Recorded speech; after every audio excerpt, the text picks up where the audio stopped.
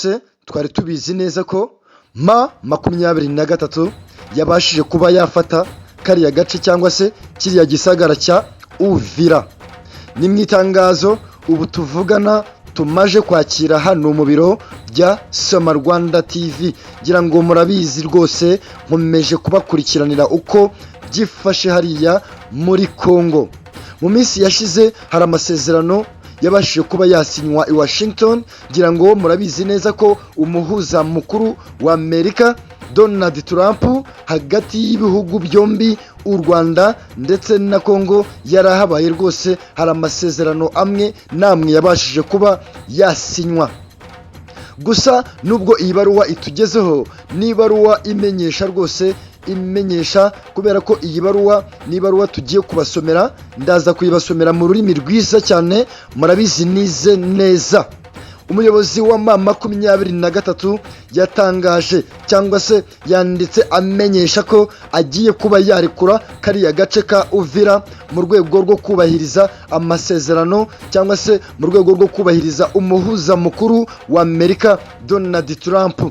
Trump ngira ngo murabizi niwe muhuza mukuru w'ibi bihugu byombi, ndetse hari ibyo yasabye M23 kuba yakubahiriza. Nitangazo rero ihuriro Alliance Fleuve Congo ni mwitangazo ryasohoye rivuga ko ryiyemeje gukura ingabo mu mujyi wa Uvira uheruka gufatwa mu rwego rwo kubaha icyifuzo cy'umuhuza ariwe Amerika. Ni minsi mike cyane rwose aka gace ka Uvira kabashije kuba kafatwa n'uyu mutwe wa M23, iminsi itagera mu 10 uyu mutwe wiyemeje kuba warekura kano gace. Hari hashize rwose icyumweru mu buryo budashidikanywaho ihuriro ry'inyeshyamba M23 FC arizo zigenzura Uvira nyuma yuko imisozi myinshi cyane yari yatangiye gufatwa n'aka gace, yari yatangiye gufatwa n'uyu mutwe wa M23. Ingabo za leta ya Kongo, iz'u Burundi ndetse na Wazalendo ubu tuvugana bari barimo bakiza amagara yabo, barimo bava muri uriya mujyi kubera ko M23 yari rimwo ibasha gukontorora neza cyane uyu mujyi. Rero M23 yiyemeje gukura ingabo zayo muri Uvira ku gitutu rwose cya Amerika. Ngira ngo murabizi Amerika nta mikino rwose iba ifite, yari yiyemeje kandi ntabwo izigera iha agahenge ikintu cyari cyo cyose cyateza umutekano muke kuri iyi si yacu. Byari mu gicuku cy'iri joro ryo kuwa mbere rishyira kuri uyu wa kabiri turimo, ngira ngo murabizi uyu munsi turi ku itariki ya 16 z'ukwa 12 n'umunsi wa kabiri. Umunsi urakeye rwose, inkuru zidusesekayeho hano mu biro bya Steven Rwanda. Mu gicuku cy'iri joro ryo kuwa mbere rishyira kuri uyu wa kabiri M23 yatangaje ko ibyibwirije rwose nta gitutu nta gahato igiye gukura ingabo zayo mu mujyi wa Uvira nk'uko byasabwe n'umuhuza mukuru, umuhuza ariwe Amerika. Nyuma yo gufata Uvira mu nama yabaye kuwa gatanu w'icyumweru cyashize, ngira ngo inama nayo nayibagejejeho. Iyo nama yari ihagarariye cyangwa se yari ihagarariwe n'umuhuza mukuru wa Amerika. Iyo nama ikaba yarabereye mu gihugu cya Amerika. ONU yamaganye ifatwa rya Uvira ndetse ishinja u Rwanda rwose. ONU yakomeje gushinja u Rwanda itanyuze ku ruhande ko rwarenze ku masezerano ya Washington kandi ko rukurura intambara mu karere. Umuhuza mukuru wa Amerika yakomeje gushinja u Rwanda ko ari rwo rukomeje gukurura intambara mu karere hano muri DRC, Repubulika Iharanira Demokarasi ya Kongo. Twese turabizi neza ko Perezida Felix Tshisekedi akomeje kuyobora igihugu cya Kongo, ariko u Rwanda rukaba rukomeje gushinjwa kuba ari rwo rukurura intambara muri kariya gace ka Kongo. Ayo magambo ashinja u Rwanda yasubiwemo na Marco Rubio. Ngira ngo uyu mugabo murabizi ko ariwe munyamabanga wa leta wa Amerika.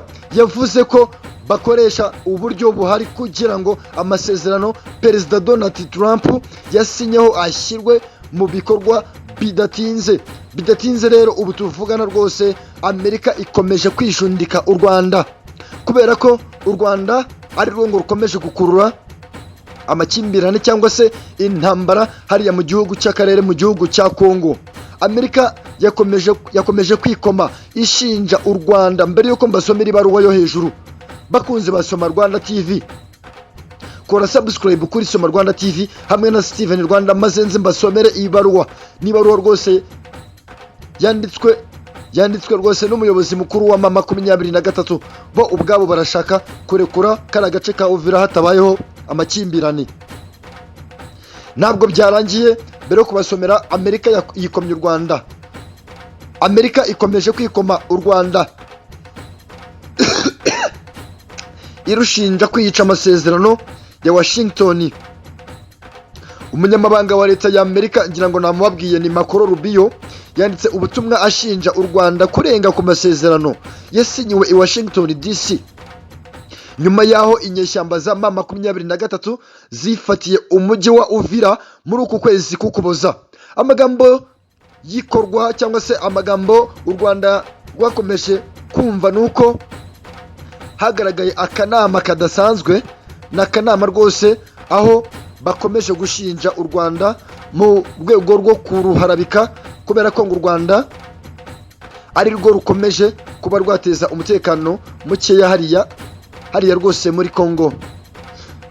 N'umunyamabanga rero wa leta ya Amerika Marco Rubio yanditse ubutumwa ashinja u Rwanda kurenga ku masezerano yasinyiwe i Washington DC nyuma yaho inyeshyamba za mama 23 zifatiye umujyi wa Uvira muri uku kwezi k'Ukuboza. Amagambo yikorwa u Rwanda yagaragaye, mbibutsa ko aya ni amakuru y'umutekano na diplomasi mugezweho na Steven Rwanda. Ni mu nama idasanzwe y'akanama ka UN gashinzwe amahoro n'umutekano ku isi, aho ibihugu bikomeye byikomye u Rwanda birushinja gufasha mama 23. Kuri X, ngira ngo nimvuga X mwumve ko nirwo rubuga rwahoze ari Twitter rwaje guhindurwamo X. Umunyamabanga wa leta ya Amerika Marco Rubio yanditse agira ati: ibikorwa by'u Rwanda mu burasirazuba bwa Kongo no kurenga ku mategeko ndetse n'amasezerano yagiriwe i Washington yasinywe na Donald Trump, Leta Zunze Ubumwe za Amerika zizafata imyanzuro kugira ngo ibyo perezida yasezeranyije bigerweho. Sinzi ngo ni mwanzuro ki Amerika igiye kuba yafatira u Rwanda. Ni mu magambo ya Marco Rubio akurikiye ayuhagarariye Amerika mu muryango w'abibumbye Mike Walters kuwa gatanu tariki ya 12 Ukuboza umwaka wa 2025. Ngira ngo mwese murabyumva neza ko ari uyu mwaka turimo. Rwose iryo tangazo ni tangazo ryavuzwe ko, cyangwa se n'amagambo yavuzwe ko inteko ku butegetsi bwa Trump buzafata, cyangwa se umwanzuro ubutegetsi bwa Trump bugiye kuzafatira u Rwanda n'umwanzuro uzaba ukomeye nihatubahirizwa amasezerano yabashije kuba yasinyirwa hariya rwose i Washington. Walters yavuze ko Amerika ihangayikishijwe cyane ndetse ibabajwe n'imirwanano mishya yubuwe na mama 23. Yashinje u Rwanda kuganisha, cyangwa se yashinje u Rwanda kuba rwakomeza kugaragaza intambara mu karere, mu ntambara ikomeje kubera mu karere. U Rwanda rero ruraganisha, cyangwa se ruragandisha, reka mbivuge neza, hano n'abanyamahanga bakomeje kuvuga ko u Rwanda ari rwo rukomeje guteza intambara hariya muri Kongo. Perezida Paul Kagame aherutse kubwira abitabiriye umuhango wo kurahiza abayobozi baherutse gushyirwa mu myanya itandukanye ku Rwanda rwasinye amasezerano i Washington rufite ubushake bwo kuyubahiriza kandi nta kibazo. Perezida Paul Kagame yakomeje agira ati: u Rwanda rwasinye amasezerano rubishaka, rubyemera kandi ruzanakurikiza ibyo rusabwa kugira ngo ayo masezerano akomeze agende neza, ndetse kubw'umutekano w'u Rwanda ndetse n'umutekano wa Kongo habeho amahoro. Perezida Kagame yakomeje agira ati: hejuru ya byose turashaka amahoro, turifuza amahoro, tuzayaharanira, kandi ushaka amahoro yitegura n'ibindi bitari amahoro iyo byaje, kandi ni ngombwa ko witegura n'ibindi. Wabigenza ute se? ushyiraho uburyo wahangana nabyo kugira ngo igihe amahoro kugeza igihe amahoro azabonekera. Perezida Kagame ashimira ibyo hano bakomeje bashimira ibyo Perezida Kagame yamaganye amahanga ashaka kwikoreza ibibazo byose u Rwanda. Hano rwose ni mu rwego rwo gushimira umuyobozi Perezida Paul Kagame kubera ko yavuze ko amahanga akomeje kwikoreza u Rwanda ibibazo byose. Anavuga ko imirwano yo gufata Uvira yatangiye rwose, ndetse Kongo igomba kugira uruhare mu rwego rwo kugira ngo amahoro akomeze asagambe rwose.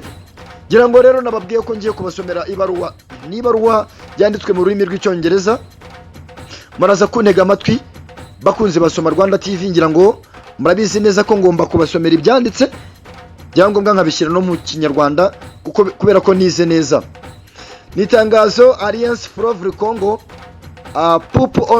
ni itangazo ryabashije kuba ryasohoka. Le coordinateur ngira ngo murabyumva aho ngaho ni mu rurimi rw'igifaransa. Mama 23 statement regarding peace in RDC. Ni umutwe wa mama 23 mu rwego rwo kugarura amahoro hano muri Congo. Ni itangazo ryasohowe kuri tariki 15 ni mwijoro rishira iringiri ryo kuwa kabiri turimo, aho the Alliance Fleuve Congo mama 23 wishes to refer to the Doha peace process under which significant progress was recently achieved, including the signing of the Doha Framework Agreement of November 5th, 2025. Iri ni itangazo rikubiyemo amasezerano yabereye i Doha, aho umutwe wa mama 23 urimo ugira icyifuzo. Ni icyifuzo tugiye kureba hasi hano. Iri tangazo mbibutsa ko ryasohowe kuri iri joro, muri iri joro ryashize ku itariki ya 15. Katwumve ese mama 23 ni ikihe cyifuzo yifuza. In light this achievement and despite the continued provocation and abuse from the FARDC and its alliance, the Alliance Fleuve Congo mama 23 M23 has decided to initiate a military trust building measure in order to give the Doha peace process the maximum chance to succeed in providing lasting solution to the conflicts. Ni mwitangazo mama 23 yabashije kuba yasohora uyu mugoroba, aho yavuze ko amasezerano yabereye i Doha mu rwego rwo kugira ngo habeho amahoro hagati y'igihugu cya Kongo ndetse n'u Rwanda, kubera ko u Rwanda rukomeje kuba rwashinjwa amakosa abera muri Kongo. Mama 23 yavuze ko amakimbirane agiye kuba yakemurwa ndetse agakemurwa mu buryo bwiza cyane mu rwego rwo kugira ngo habeho amahoro ku Rwanda ndetse na Kongo. Based on past experience where FARDC, Wazalendo and their alliance have sought to take advantage of M23's trust building measure to retake control of previously lost territory and target the population perceived as sympathetic to the alliance. M23 calls on the graduates of peace process to establish adequate measure for the management of the city, including its demilitarization, the protection of its population and infrastructure, and the monitoring of the ceasefire toward the deploys of a neutral force.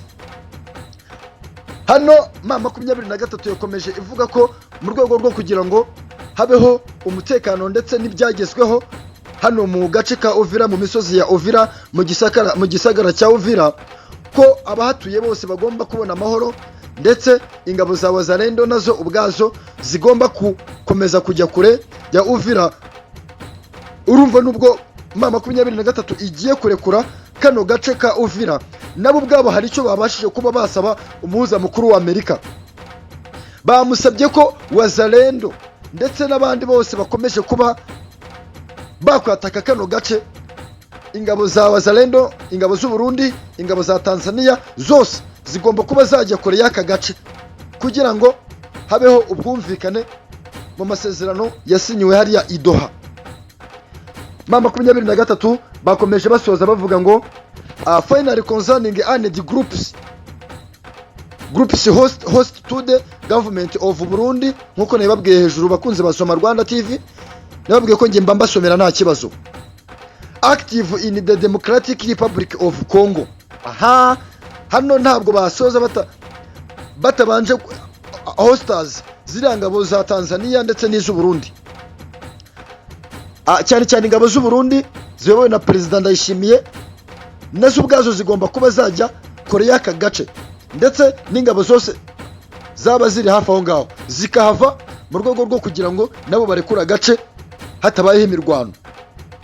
M23 hano bakomeje bavuga ngo the M23 reiterates that it will not allow such a group to use a deliberated area as area base for many hosts act like the undermine good neighbor relation between our two countries. Good.